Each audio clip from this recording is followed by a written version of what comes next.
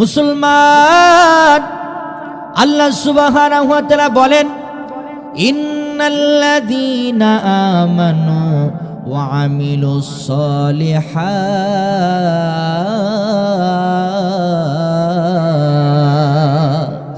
ইন্নাল্লাযীনা আমানু, নিশ্চয় যারা ঈমান এনেছে। আল্লাহ তাআলা নিশ্চয় দিলেন, কারণ কথাটাকে খুব গুরুত্বপূর্ণ সহকারে যেন আমার বান্দারা বুঝে নেয়, আমার বান্দারা যেন কথাটাকে খুব গুরুত্বপূর্ণ সহকারে যেন দেখে। ইন্নাল্লাযীনা আমানু, যারা ঈমান এনেছে। এখন আমরা সকলেই ঈমানের দাবি করি, ঈমানের কাজ কিন্তু করি না। কথা বলেন ঠিক কিনা? ঈমান দাবি করলেই হবে না, মুখে মুখে ঈমানদার দাবি করলে চলবে না। কারণ অনেকেই তো দাবি করে আমি ঈমানদার, অনেকেই বলে মিয়া নামাজ না পড়লে কি হবে, আমার তো ঈমান ঠিক আছে। বলে কি বলে না? অনেকে বলে মিয়া নামাজ না পড়লে ঠিক আছে, মসজিদে দান তো একেবারে কম করি না, ঈমান তো ভালোই আছে। ঈমান না থাকলে মসজিদে এত টাকা দান করি না। কথা বলেন ঠিক কিনা? আবার অনেকে আছে, হুজুর নামাজ না পড়লে কি হবে, আমি কিন্তু মোটা মোটা অঙ্কের মাহফিলে দান করি, আছে না নাই? ও মিয়া, আমি বলতে চাই যারা নামাজ পড়ে না তাদের তো ঈমানই নেই, তারা তো বেঈমান। কথা বলেন ঠিক কিনা? এজন্য মুখে মুখে ঈমানদার দাবি করলে চলবে না। বলেন তো কাজে কর্মে ঈমানদার হওয়ার দরকার আছে না নাই?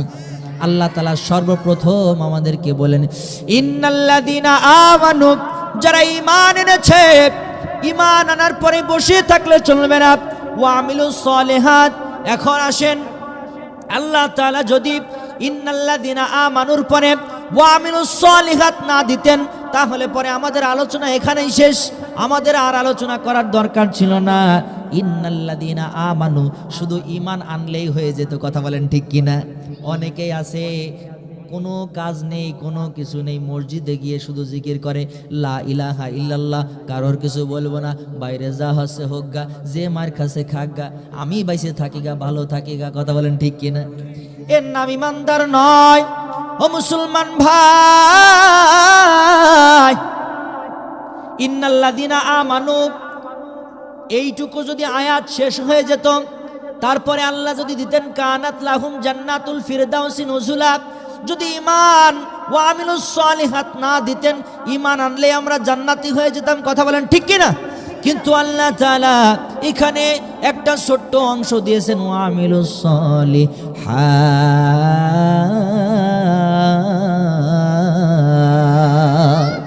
আল্লাহ তাআলা বলেন, ইন্নাল্লাযীনা আমানু, যারা ঈমান এনেছে। ওয়া আমিলুস সালিহাত, ঈমান আনার পরে বসে থাকলে চলবে না। যারা নেক আমল করবে, নেক আমলের ভিতরে নামাজ আছে, নেক আমলের ভিতরে দান সদকা আছে, নেক আমলের ভিতরে এরকম ভাবে রোজা রাখা আছে, নেক আমলের ভিতরে এরকম ভাবে তারাবি নামাজ আদায় করা আছে, নেক আমলের ভিতরে ইফতারি খাওয়া আছে, নেক আমলের ভিতরে সাহরি করা আছে, নেক আমলের ভিতরে যেমন সব কিছু আছে, নেক আমলের ভিতরে কিন্তু আমাদের সমাজে কোরআনুল কারীমের আইন চালু করাও আছে। কথা বলেন ঠিক কিনা? ও মুসলমান ভাই, আল্লাহ তাআলা বলেন, ইন্নাল্লাযীনা আমানু ওয়া আমিলুস সালিহাত, তোমরা যারা ঈমান এনেছো, ঈমান আনার পরে বসে থাকলে চলবে না। ঈমান আনার পরে অবশ্যই অবশ্যই নেক আমল করতে হবে। ঈমান আনার পরে যারা নেক আমল করতে পেরেছে, আল্লাহ তাআলা তাদের জন্য কি রেখেছে জানো নাকি? তাদের জন্য আল্লাহ তাআলা কোরআনুল কারীমের ভিতরে স্পষ্ট ভাষায় আমাদের জন্য কত মজা করে জানায় দিলেন, কানাত লাহুম জান্নাতুল ফিরদাউসি নুজুলা।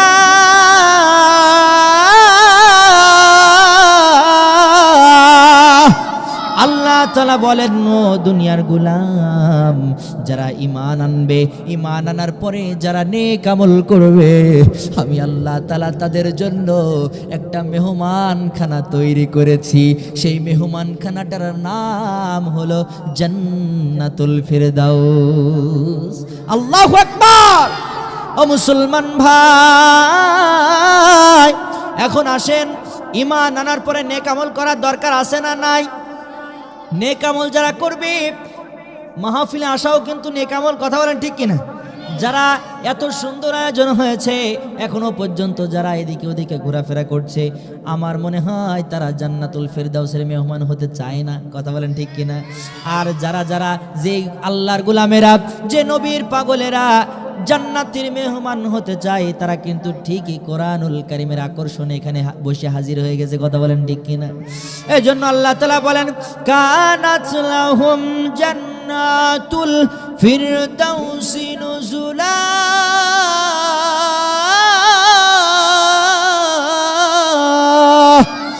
আল্লাহ তাআলা বলেন, যারা নেক আমল করবে, ঈমান আনার পরে নেক আমল করার সাথে সাথে আমি তাদের জন্য একটা মেহমানখানা তৈরি করেছি। সেই মেহমানখানাটার নাম হলো জান্নাতুল ফিরদাউস। ও দুনিয়ার মুসলমান, উদাহরণ দিলে আপনারা বুঝবেন। সামান্য দুনিয়ার মেহমানদারি কত সুন্দর হয়, দুনিয়ার মেহমানদারি কত সুন্দর সাজসজ্জা হয়। দুনিয়ার একটা মেহমান যদি বাড়িতে আসে, কত রকমের আইটেমের খাবার রান্না করে। কথা বলেন ঠিক কিনা? আচ্ছা বলেন তো, যখন নতুন জামাই শ্বশুর বাড়ি আসে, আদর আপ্যায়ন কম হয় না বেশি হয়? এই যে মুরব্বী কয়টা বললো যে বেশি হয়, তার মানে বোঝা আছে যারা যুবক মানুষ বিয়ে করেছে এদের শ্বশুর বাড়ি কোনো আদর আপ্যায়ন হয় না। কারণ কি, বুড়ো বয়সে যারা দাদারা আছেন এরা কিন্তু লিগালি ভাবে বিয়ে করেছে। কথা বলেন ঠিক কিনা? এই জন্যই শ্বশুর শাশুড়িগুলো খুব আদর করে, খুব আপ্যায়ন করে, কারণ জামাইটা আমার খুব ভালো গো। কথা বলেন ঠিক কিনা? কিন্তু এখনকার এই যুবক ছেলেপিলে নিয়ে হাত ধরে পলিয়ে চলে যায়, এদের প্রতি কোনো মায়া মহব্বত আর থাকে না শ্বশুর শাশুড়ির। কথা বলেন ঠিক কিনা? এই জন্যই তো আসলে নতুন জামাই যখন বাড়িতে আসে, বলেন তো আদর আপ্যায়ন কম হয় না বেশি হয়? নতুন জামাই বাড়িতে এসেছে, বাড়িতে আসার পর শ্বশুর আব্বা পকেটে টাকা নাই, পকেটে টাকা নাই, কি করবে কি করবে? নতুন জামাই তাকে তো আদর আপ্যায়ন করতে হবে, নতুন জামাই যেন কষ্ট না পায়। এই জন্য নিজের পকেটে টাকা থাকুক আর না থাকুক, পাশের বাড়ির থেকে, পাশের বাসার ভাবির কাছ থেকে ধার দেনা করে হলেও, কর্জে হাসানা করে হলেও, টাকা পয়সা ধার করে হলেও আলমডাঙ্গায় গিয়া ঠিকই কিন্তু ছাগলের গোশত, গরুর গোশত কিনে নিয়ে এসে আদর আপ্যায়ন করে। কথা বলেন ঠিক কিনা? রাত্রে জামাই বিছানায় ঘুমাবে, পুরন বিছানার চাদর দিলে হবে না, নতুন বিছানার চাদর দেওয়া লাগবে। কথা বলেন ঠিক কিনা? নতুন বিছানার চাদর দেওয়া লাগবে, নতুন বিছানার চাদর বিছায়া দেয় যেন জামাই কষ্ট না পায়, রাতে যেন আরাম করে ঘুমাতে পারে। কথা বলেন ঠিক কিনা?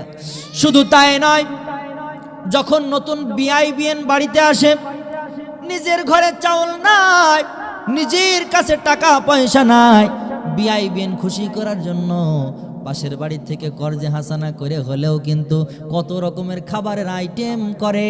সকালবেলা এক খাবার, দুপুরবেলা আর এক খাবার, রাত্রবেলা আর এক খাবার। আছে না নাই বলেন?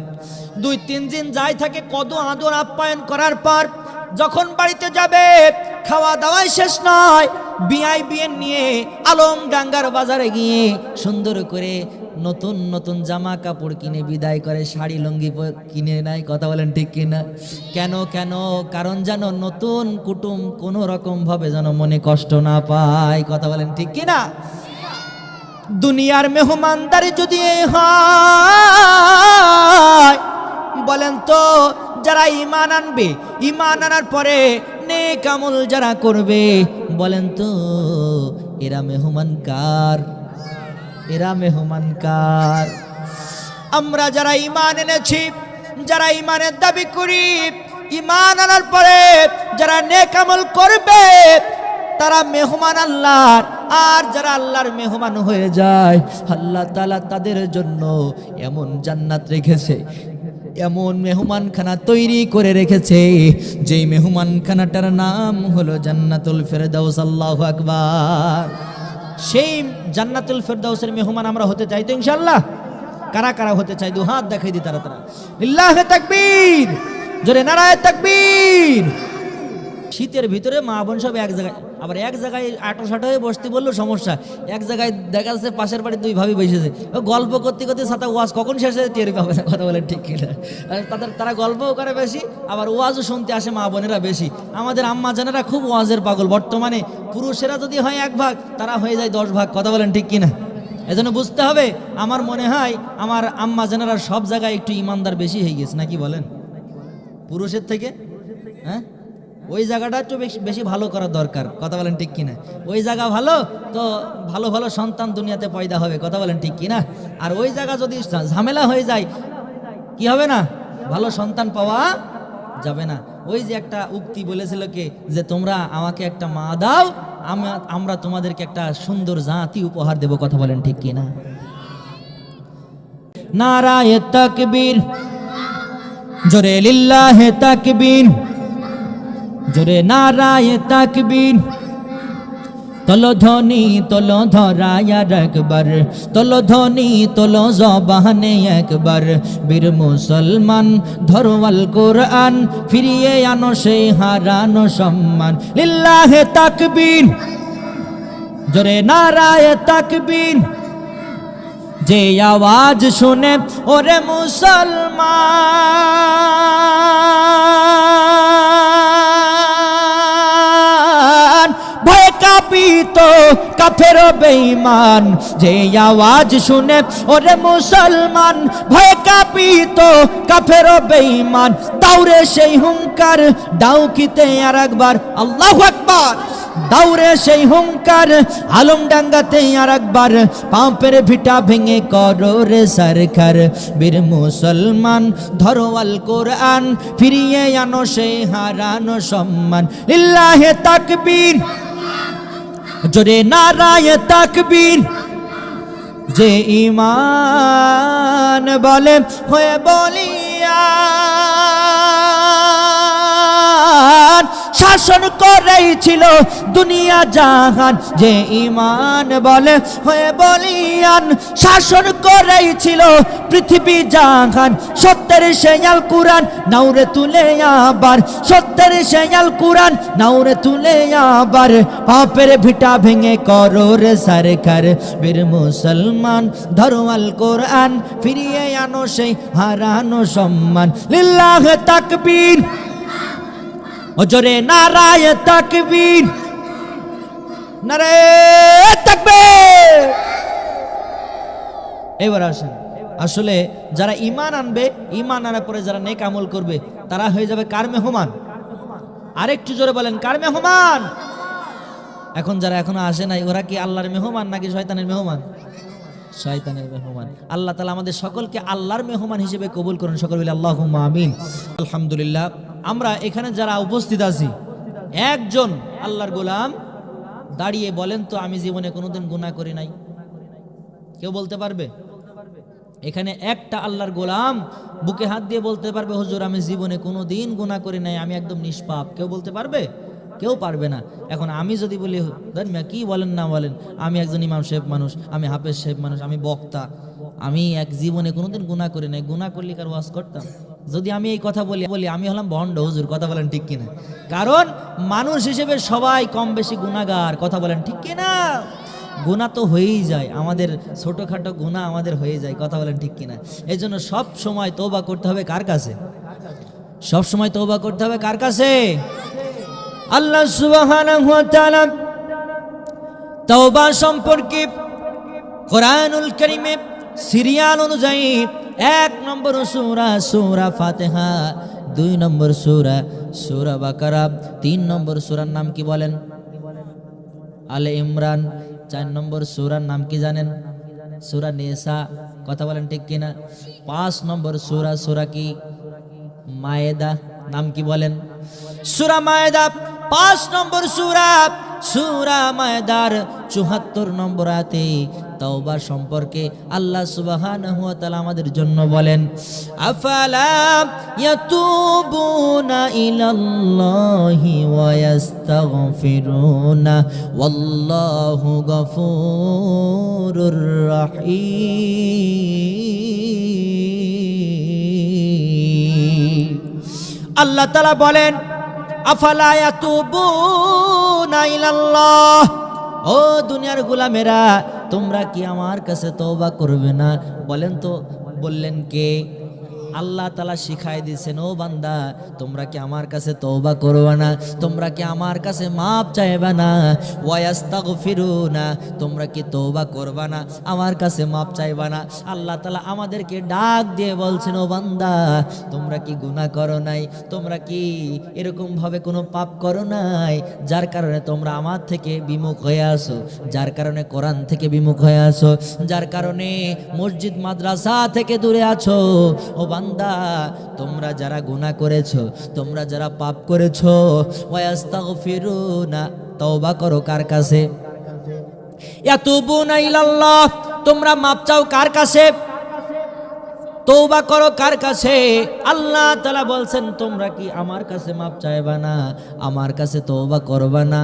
ও বান্দা যারা গুনাহ করে নাই, আজকের আলোচনা তাদের জন্য না, আর যারা গুনাহ করে, যারা গুনাহগার, আমার আজকের আলোচনা হলো তাদের জন্য। কথা বলেন ঠিক কিনা?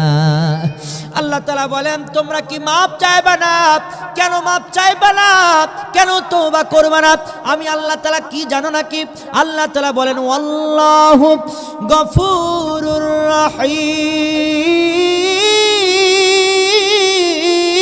রহিম। আল্লাহ তাআলা বলেন তোমরা কেন মাপ চাইবা না? আমি আল্লাহ তাআলা হলো গফুরুর রহিম, আমি আল্লাহ তাআলা ক্ষমাশীল, আমি আল্লাহ তাআলা মেহেরবান, আমি আল্লাহ তাআলা দয়াবান। কথা বলেন ঠিক কিনা? আল্লাহ তাআলা মেহেরবান, আল্লাহ তাআলা দয়াবান, আল্লাহ তাআলা ক্ষমাশীল। আল্লাহর কাছে মাপ চাইতে দেরি হবে, আল্লাহ তাআলা মাফ করতে দেরি করবে। কথা বলেন ঠিক কিনা? বান্দার জন্য আল্লাহ তাআলা ক্ষমাশীল, বান্দার জন্য আল্লাহ তাআলা মেহেরবান, বান্দার জন্য আল্লাহ তাআলা দয়াবান। কথা বলেন ঠিক কিনা? আমরা সব সময় বেশি বেশি তওবা করব তো ইনশাআল্লাহ। কেমন করে তওবা করব? ছোট্ট একটি ঘটনা মনে পড়ে গেল। আমাদের কলিজার টুকরা পয়গম্বর জনাবে আরবি মুহাম্মদুর রাসূলুল্লাহ, সকলে পড়ছে সাল্লাল্লাহু, বিশ্ব নবী আমার, কলিজার টুকরা নবী আমার। তাবুক যুদ্ধের আগের ঘটনা, তাবুক যুদ্ধের ডাক চলে এসেছে। বিশ্ব নবী মুহাম্মদুর রাসূলুল্লাহ সাল্লাল্লাহু আলাইহি ওয়াসাল্লাম, সাঈদ ইবনে আব্দুর রহমান, একজন সাহাবী, ডাক দিয়ে বলেন, ও সাঈদ ইবনে আব্দুর রহমান, আমার সাথে তাবুক যুদ্ধে যাওয়া লাগবে, বাড়ি থেকে ছুটি নিয়ে আসো।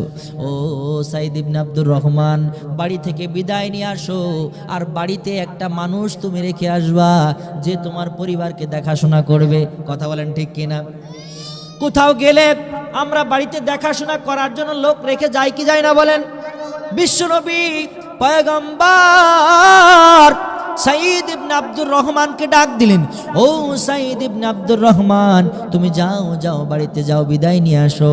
সাঈদ ইবনে আব্দুর রহমান বিদায় নিয়ে আসলো। বিদায় নিয়ে আসার পূর্বে তার একটা খুব ভালো বন্ধুর সাথে দেখা হয়ে গেল, দিনী ভাইয়ের সাথে দেখা হয়ে গেল, নাম হলো হযরতে সালামা রাদিয়াল্লাহু তাআলা আনহু। সুবহানাল্লাহ।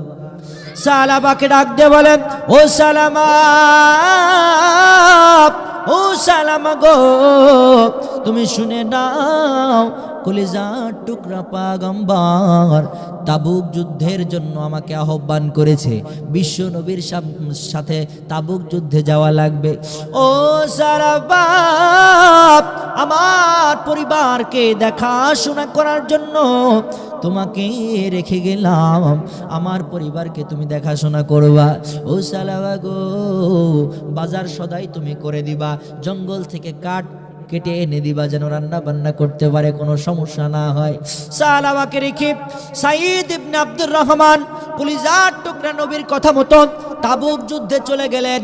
তাবুক যুদ্ধে যাওয়ার পর এই সালামা উনি সাঈদ ইবনে আব্দুর রহমানের বাড়িতে চলে গেল, দেখাশোনা করে দেয়, হাট বাজার করে দেয়, বাজার সদাই করে দেয়, জঙ্গল থেকে কাঠ কেটে এনে দেয়, চুলা দিয়ে রান্না বান্নাও মাঝে মাঝে করে দেয়। একদিন, দুই দিন, তিন দিন হয়ে যায়। সাঈদ ইবনে আব্দুর রহমান চলে গেছে তাবুক যুদ্ধে, এদিকে কাঠ কেটে এনে সালামা রাদিয়াল্লাহু তাআলা আনহু উনি সাঈদ ইবনে আব্দুর রহমানের বাড়িতে ঢুকলেন। বাড়িতে ঢুকে সালাম দিলেন, এই কাঠগুলো ওখানে রাখলেন। হঠাৎ করে শয়তান তো বসে থাকার কথা না, কথা বলেন ঠিক কিনা? শয়তান মনের ভিতরে ওয়াসওয়াসা দেয়, ও সালামা, ও সালামা গো, গুনাহ করার দরকার নাই, তোমার কোনো গুনার কথা বলতেছি না, কিন্তু তুমি জানো নাকি সাইদ ইবনে আব্দুর রহমানের স্ত্রী বড় সুন্দর, জামিলা কানাত ইমরাতান জামিলা।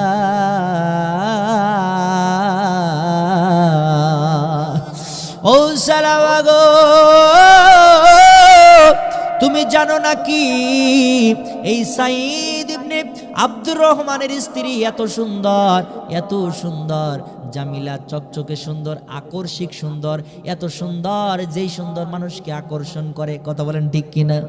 সাইদ ইবনে আব্দুর রহমানের স্ত্রী বড় সুন্দর। ও সালাবা, তুমি গুনাহ করো না, তোমার গুনাহ করার কথা বলতেছি না। শয়তান ধোঁকা দেয়, ওয়াসওয়াসা দেয়, আমাদেরকে দেয় কি দেয় না? এরকম ভাবে ওয়াসওয়াসা দেয়। যখন সালামাকে এরকম ভাবে ওয়াসওয়াসা দেয়, ও সালামা গো, গুনাহ করতে হবে না, তুমি শুধু দেখো, জানালার পর্দাটা সরাও, দরজার পর্দাটা সরিয়ে একটু দেখো, দেখো সাইদ ইবনে আব্দুর রহমানের স্ত্রী কত সুন্দর, তোমার কিছু করা লাগবে না, তুমি একটু দেখো। এরকম ভাবে ওয়াসওয়াসা আমাদের শয়তান দেয় কি দেয় না? হযরতে সালামা রাদিয়াল্লাহু তাআলা আনহুকে যখন শয়তান ওয়াসওয়াসা দিতে থাকে, শয়তান ওয়াসওয়াসা দিতে দিতে হঠাৎ করে শয়তানের ধোঁকায় পড়ে হযরতে সালামা রাদিয়াল্লাহু তাআলা আনহু শয়তানের ধোঁকায় পড়ে গেছে। দরজাটার পর্দাটা একটু সরায়েছে, জানালাটার পর্দাটা একটু সরিয়ে দেখলেন কানাত ইমরাতান জামিলা, অনেক সুন্দর, আকর্ষিক সুন্দর সাইদ ইবনে আব্দুর রহমানের স্ত্রী। কথা বলেন ঠিক কিনা? উনি যখন এই সৌন্দর্যকে দেখলেন, নিজেকে আর কন্ট্রোল করতে পারে নাই, নিজেকে আর ধৈর্য ধরতে পারে নাই, শয়তানের ধোঁকায় পড়ে হযরতে সালামা রাদিয়াল্লাহু তাআলা আনহু উনি সাইদ ইবনে আব্দুর রহমানের স্ত্রীর হাতটা যে ধরলেন, আর কিছু করে নাই। আলোচনা ভালো করে বুঝবেন, শুধুমাত্র হাতটা ধরেছে। কি ধরেছে বলেন? হাত ধরেছে, আর কিছু করে নাই। হঠাৎ করে সাইদ ইবনে আব্দুর রহমানের স্ত্রী ডাক দিয়ে বলেন, ইত্তাকিল্লাহ,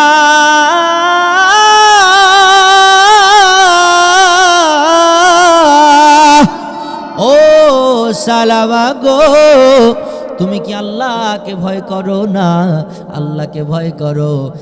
সাইদ ইবনে আব্দুর রহমান, আমার স্বামী তো তোমাকে, আমাদেরকে তোমার কাছে আমানত রেখে গিয়েছে, তুমি তো আমানতের খিয়ানত করে ফেলতেছো। কথা বলেন ঠিক কিনা? তুমি তো আমানত রক্ষা করতে পারছো না। ও সালামা গো, তুমি আল্লাহকে ভয় করো। এখানে যদি শয়তানের ধোঁকায় পড়ে আমরা যদি কোনো গুনাহ করেও ফেলি, এখানে যদি আমরা জিনায় লিপ্ত হয়ে যাই, দুনিয়ার কোনো মানুষ আমাদেরকে দেখবে না, দুনিয়ার কোনো রাজা বাদশা দেখবে না, দুনিয়ার কোনো পুলিশ প্রশাসন দেখবে না। এখানে যিনি দেখবেন তিনি কে? আরেকটু জোরে বলেন, তিনি কে? ও সালামা গো, ইত্তাকিল্লাহ, আল্লাহকে ভয় করো, আল্লাহকে ভয় করো। এই কথা বলার সাথে সাথে হযরতে সালামা রাদিয়াল্লাহু তাআলা আনহুর ভিতরে এমন অনুশোচনার ঢেউ বয়ে গেছে, এমন ভাবে অনুতপ্তর সাগরে ডুবে গেছে, এমন ভাবে নিজে অনুতপ্ত হয়েছে, লজ্জিত হয়েছে।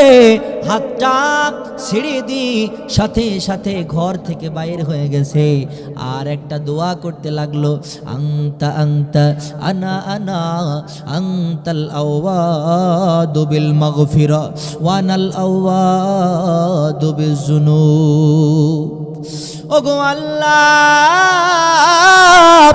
আনতা আনতা আনা আনা আনতা আনতা, তুমি তুমি, আনা আনা আমি আমি, আনতাল আওয়াদু বিল মাগফিরা, তোমার স্বভাব হলো মাফ করা, ওয়ানাল আওয়াদু বিযুনুব, আর আমার স্বভাব হলো গুনাহ করা।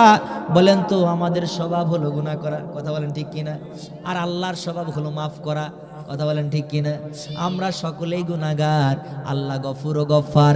আল্লাহ তাআলা বলেন, তোমরা আমার কাছে মাপ চাও, তোমরা নামাজ পড়ো, রোজা রাখো, তোমরা সাহারি করো, তোমরা তারাবি নামাজ আদায় করো, আর মোনাজাতে চোখের পানিগুলা ছেড়ে দাও। চোখের পানিগুলা নাকের ডগায় আসার আগে আগে আমি আল্লাহ তাআলা মাফ করে দেব, কারণ আমি আল্লাহ তাআলা আল্লাহু গফুরুর রহিম।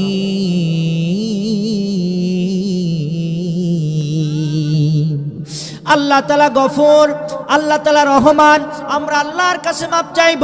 হযরতে সালামা রাদিয়াল্লাহু তাআলা আনহু ডাক দিয়ে বলেন, আনতা আনতা আনা আনা আনতাল আওয়াদু বিল মাগফিরা ওয়া আনাল আওয়াদু বিযুনুব। ওগো আল্লাহ, আমাকে মাফ করে দাও, আমার স্বভাব হলো গুনাহ করা আর তোমার স্বভাব হলো মাফ করা।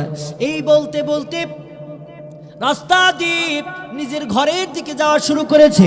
হযরতে সালামা রাদিয়াল্লাহু তাআলা আনহুর স্ত্রী ছিল না, বাড়িতে একটা ছোট্ট মেয়ে ছিল, নাম হলো খিমসানা। নাম কি বলেন? একটা ছোট্ট মেয়ে ছিল খিমসানা। ডাক দিয়ে বলে, মা, ও মা, গুনাহ করে ফেলেছি, আমি গুনাহ করে ফেলেছি, আমি এইভাবে থাকতে চাই না। ও গো মা, তুমি ঘরের ভিতরে যাও, ঘরের ভিতরে যে দেখো লোহার বেড়ি আছে, লোহার একটা শিকল আছে, এই লোহার বেড়ি দিয়ে, লোহার শিকল দিয়ে আমার হাত পা গুলো বেঁধে দাও। ও মা, যাও যাও, আমি এইভাবে থাকতে চাই না। বাবার কথা মতো ছোট্ট মেয়ে ঘরের ভিতরে ঢুকে লোহার শিকল এনেছে, লোহার বেড়ি এনেছে, নিজের বাবার হাতে বেঁধে দিয়েছে, পায়ে বেঁধে দিয়েছে। এই লোহার বেড়ি পরা অবস্থায় হযরতে সালামা রাদিয়াল্লাহু তাআলা আনহু রাস্তা দিয়ে হেঁটে যায় আর বলতে থাকে, আনতা আনতা আনা আনা আনতাল আওয়াদু বিল মাগফিরা ওয়া আনাল আওয়াদু বিযুনুব। ওগো আল্লাহ, আমি আমি, তুমি তুমি, আনতাল আওয়াদু বিল মাগফিরা, তোমার স্বভাব হলো মাফ করা, ওয়ানাল আওয়াদু বিযুনুব, আর আমার স্বভাব হলো গুনাহ করা। কথা বলেন ঠিক কিনা? এরকম ভাবে দোয়া করতে থাকে আর কান্না করতে করতে মদিনার অলিতে গলিতে ঘোরাফেরা করে। মদিনার অলিতে ঘোরাফেরা করতে করতে হঠাৎ করে সামনে বেঁধে গেছে হযরতে আবু বকর রাদিয়াল্লাহু তাআলা আনহুর বাড়ি। আল্লাহু আকবার।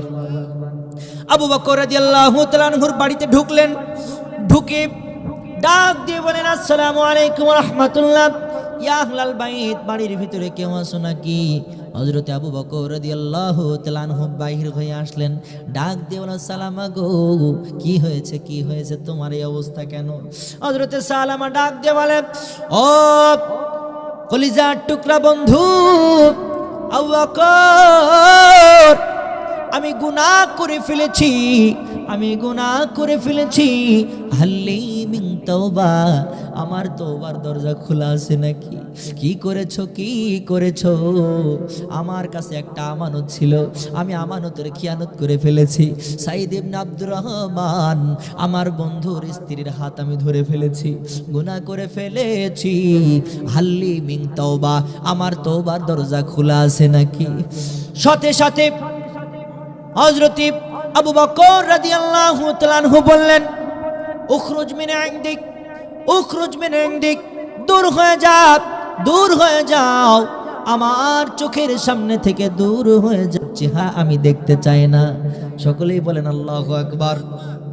এই কথা বলার সাথে সাথে বলেন তো, বিশ্ব নবীর একজন সাহাবী, খুব প্রসিদ্ধ সাহাবী আবু বকর রাদিয়াল্লাহু তাআলা আনহু এইভাবে ঘর থেকে বের করে দিলেন। বলেন তো, মনের ভিতরে আঘাত লাগাত কথা কি কথা না? এরকম ভাবে মনের ভিতরে আঘাত নিয়ে হযরতে সালামা রাদিয়াল্লাহু তাআলা আনহু আবার মদিনার গলিতে গলিতে ঘোরাফেরা করে আর আসমানের দিকে হাত উঠায়া বলে, আনতা আনতা আনা আনা আনতাল আওয়াদু বিল মাগফিরা ওয়া আনাল আওয়াদু বিযুনুব।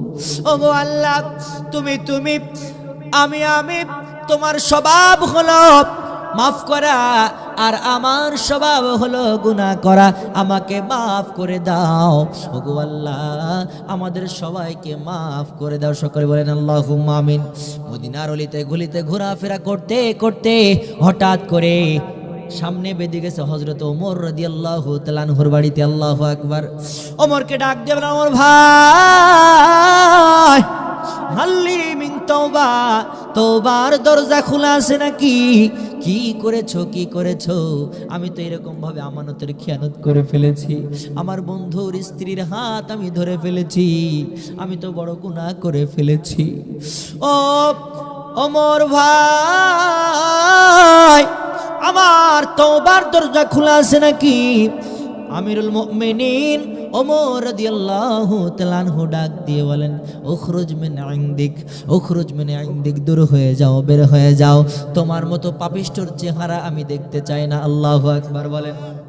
এই কথা বলার সাথে সাথে আকাশের দিকে তাকায়া আবার একই দোয়া করতে করতে মদিনার অলিতে গলিতে ঘোরাফেরা করে। হঠাৎ করে মনে পড়েছে আর কারোর কাছে যাইব না, সর্বশেষ কলিজার টুকরা নবী আমার পয়গম্বরের কাছে যে আমি হাজির হব। আল্লাহু আকবার। বিশ্ব নবীর দরবারে যে হাজির, ডাক দিয়ে বলেন, পয়গম্বর, ও পয়গম্বর, আমি তো গুনাহ করে ফেলেছি, আমি তো পাপ করে ফেলেছি, আমানতের খেয়ানত করে ফেলেছি। পয়গম্বর আরবি সালামা রাদিয়াল্লাহু তাআলা আনহুর দিকে তাকাইলেন, দেখলেন হাতে বেড়ি পরানো, পায়ে বেড়ি পরানো, একেবারে 3-4 দিনের না খাওয়া শরীর জীর্ণ শীর্ণ হয়ে দাঁড়ায় আছে। ডাক দিয়ে বলে, রে সালামা, তোমার এই অবস্থা কেন? তুমি তো আমাকে জাহান্নামীদের কথা মনে করিয়ে দিলে, যারা জাহান্নামে চলে যাবে গো, তাদের হাতে বেড়ি পরানো থাকবে, পায়ে বেড়ি পরানো থাকবে, তাদের তো এরকম চেহারা হবে, তুমি কেন কেন এই বেশ ধরেছো জানতে চায়। পয়গম্বরকে ডাক দিয়ে বলেন, ইয়া রাসূলুল্লাহ, ইয়া হাবিবাল্লাহ, আমি তো পাপ করে ফেলেছি, আমি তো আমানতের খেয়ানত করে ফেলেছি, আমার বন্ধু সাঈদ ইবনে আব্দুর রহমানের হাতটা ধরে ফেলেছি, সাঈদ ইবনে আব্দুর রহমানের স্ত্রীর হাত ধরে ফেলেছি। ও পয়গম্বর, হাল্লি মিন তাওবা, আমার তওবার দরজা খোলা আছে নাকি? পয়গম্বর মুখ ফিরায় নিলেন। পয়গম্বর বিশ্ব নবী আমার যেই মুখটা ফিরায়া নিয়েছে, বলেন তো আর কোনো আশার আলো আছে নাকি? আর কোনো আশার আলো নাই। হযরতে সালামা রাদিয়াল্লাহু তাআলা আকাশের দিকে তাকায়া পাগলের মতো চিৎকার করতে করতে, আনতা আনতা আনা আনা আনতাল আওয়াদু বিল মাগফিরা ওয়া আনাল আওয়াদু বিযুনুব, এই দোয়া করতে করতে মরুভূমি পার করে উঁচু পাহাড়ের দিকে চলে গেছে। হঠাৎ করে জিবরিল আমিনের আগমন ঘটে গেছে। ও পয়গম্বর, আল্লাহ তাআলা আমাকে জরুরি ভাবে আপনার কাছে পাঠিয়েছে। ও পয়গম্বর, একটু আগে আপনার কাছে যেই বান্দা এসেছিল হযরতে সালাবা রাদিয়াল্লাহু তাআলা আনহু, ওনাকে আপনি কি বলেছেন, কি বলেছেন? আল্লাহ তাআলা একটা কথা আপনাকে জিজ্ঞাসা করতে বলেছে। পয়গম্বর ডাক দিয়ে বলে, ও জিবরিল ভাই, কি বলেছে, কি বলেছে? আল্লাহ তাআলা আমাকে কি জিজ্ঞাসা করেছে বলো। জিবরিল আমিন ডাক দিয়ে বলে, পয়গম্বর, আল্লাহ তাআলা ডাক দিয়ে বলেন, ও পয়গম্বর, বান্দা তোমার না আমার? আল্লাহু আকবার বলেন। ও নবী আমার, তুমি যে আমার বান্দাটাকে নৈরাশ করে তোমার দরবার থেকে তাড়িয়ে দিলে, তুমি যে মুখ ফিরায়া নিলে, বলো তো বান্দা তোমার না আমার? আমি আমার বান্দা তৈরি করেছি না তুমি তৈরি করেছো? তুমি ফিরাইয়া দেওয়ার কে? আল্লাহু আকবার বলেন। তওবা করার মতো তওবা করলে আল্লাহ তাআলা রাজি এবং খুশি হয়ে যায় আর মাফ করে দেয়। কথা বলেন ঠিক কিনা? আল্লাহ তাআলা যখন এই প্রশ্ন করেছে, পয়গম্বর ডাক দিয়ে বলেন, অবশ্যই বান্দা আপনার। আমরা গোলাম কার? আমরা বান্দা কার? আল্লাহ তাআলার গোলাম আমরা। কথা বলেন ঠিক কিনা? ইবাদত করব কার? আল্লাহর গোলামি আর দাসত্ব করব। কথা বলেন ঠিক কিনা? আল্লাহ তাআলা বলেন, ওয়াকাদা রাব্বুকা আল্লা তা'বুদু ইল্লা ইয়াহু ওয়া বিল ওয়ালিদাইনি ইহসানা। আল্লাহ তাআলা বলেন, ওয়াকাদা রাব্বুকা আল্লা তা'বুদু ইল্লা ইয়াহু ওয়া বিল ওয়ালিদাইনি ইহসানা। আল্লাহর পক্ষ থেকে চূড়ান্ত সিদ্ধান্ত হয়ে গেছে, একটা শুধুমাত্র কেবলমাত্র গোলামি আর দাসত্ব করতে হবে কার? ইবাদত করতে হবে কার? আল্লাহ ছাড়া আর কারোর ইবাদত করা যাবে নাকি? আল্লাহ ছাড়া আর কারো গোলামি করা যাবে নাকি? আর কারো দাসত্ব করা যাবে নাকি? আমরা দাসত্ব করব কার? গোলামি করব কার? রাজি আছি ইনশাআল্লাহ? আমরা সকলেই আল্লাহর গোলাম, কথা বলেন ঠিক কিনা? আল্লাহ তাআলা তার পরের অংশে বলেন ওয়াবিল ওয়ালিদাইনি ইহসানা। ও বান্দা, আমার গোলামি আর দাসত্ব করার পর খেদমত করতে হবে কাদের? খেদমত করতে হবে কাদের বলেন? ওমা, খেদমত করতে হবে কাদের তাই জানি না?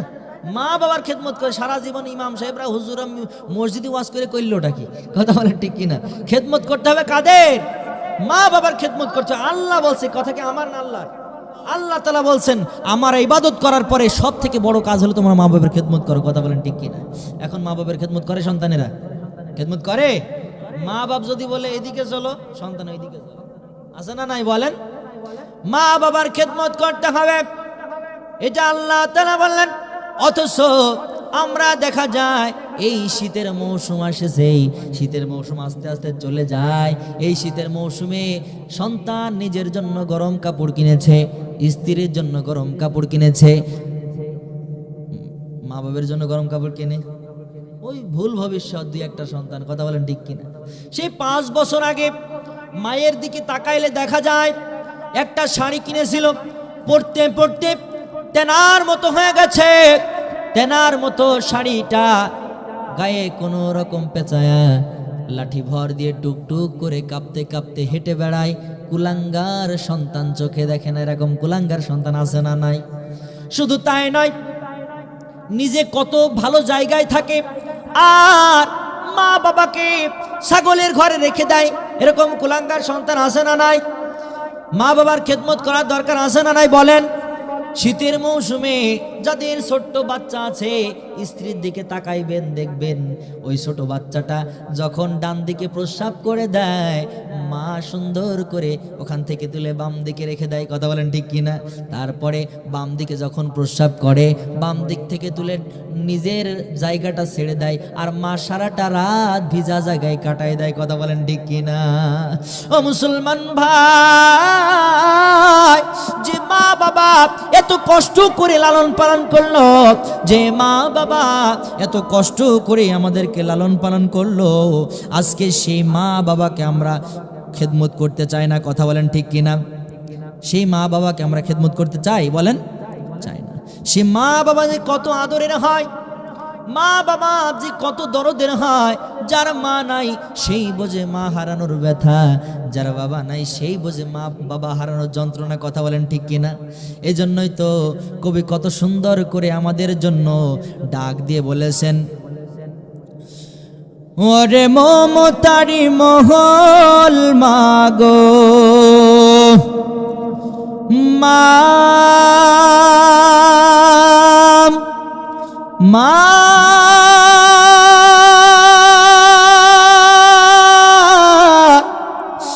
মা যে আমার, আল্লাহু আকবার। ওরে মমতারি মহল মাগো দয়ার দুয়ার, জন্নত রয়েছে মাগো চরণে তোমার, জন্নত রয়েছে মাগো চরণে তোমার। কত মায়া দিল খোদা অন্তরে তোমার, জানে শুধু অন্তর জামি মাওলা যে আমার। কত মায়া দিল খোদা অন্তরে তোমার, জানে শুধু অন্তর জামি মাওলা যে আমার। ওরে মায়ের দোয়াই যাই খুলে যায়, মা মা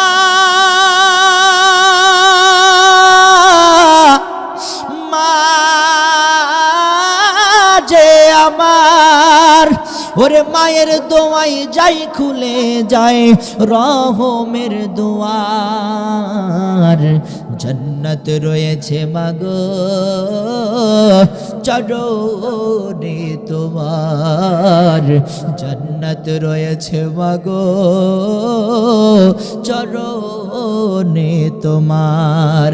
বুঝে সে মায়ের ব্যথা মা নাই রে যার, মা বিনে এই পৃথিবীর সবই অন্ধকার। কথা বলেন ঠিক কি না?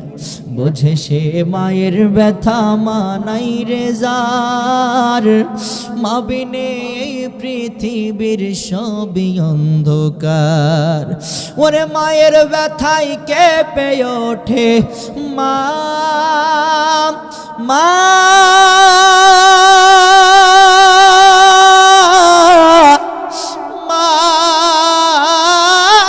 যে আমার, ওরে মায়ের ব্যথায় কেঁপে ওঠে আরশ খোদার। জান্নাত রয়েছে মাগো চরণে তোমার, জান্নাত রয়েছে মাগো চরণে তোমার। মা বাবার খেদমত করার দরকার আছে না নাই বলেন? আছে। আমরা মা বাবার খেদমত করবো তো ইনশাআল্লাহ? করবো বলেন? এবার বলেন গোলাম কার? আমরা গোলাম কার? হযরত সালামা রাদিয়াল্লাহু তাআলা আনহু যখন কেঁদে কেঁদে পাহাড়ের চূড়ায় চলে গেলেন, জিবরিল আমিন কলিজার টুকরা নবীর কাছে এসে ডাক দিয়ে বলেন, ও নবী গো, আল্লাহ তাআলা সালামাকে মাফ করে দিয়েছে। সুবহানাল্লাহ। সকলে বলেন আল্লাহুম্মা আমিন। এই কথা বলার সাথে সাথে কলিজার টুকরা নবী আমার সাহাবা একরামদেরকে ডাক দিলেন, ও সাহাবীরা, তোমরা কে কোথায় আছো? তাড়াতাড়ি যাও, আমার সালামাকে আমার কাছে নিয়ে আসো, আল্লাহ তাআলা তাকে মাফ করে দিয়েছে। সুবহানাল্লাহ। এই কথা বলার সাথে সাথে চারজন সাহাবী উঠলেন। কয়জন সাহাবী? হযরতে আলী রাদিয়াল্লাহু তাআলা আনহু, হযরতে এরকম ভাবে আমিরুল মুমিনিন ওমর রাদিয়াল্লাহু তাআলা আনহু, আবু বকর রাদিয়াল্লাহু তাআলা আনহু, হযরতে সাদ রাদিয়াল্লাহু তাআলা আনহু। সুবহানাল্লাহ। চারজন সাহাবী উঠলেন। চারজনের ভিতরে দুইজন গেলেন।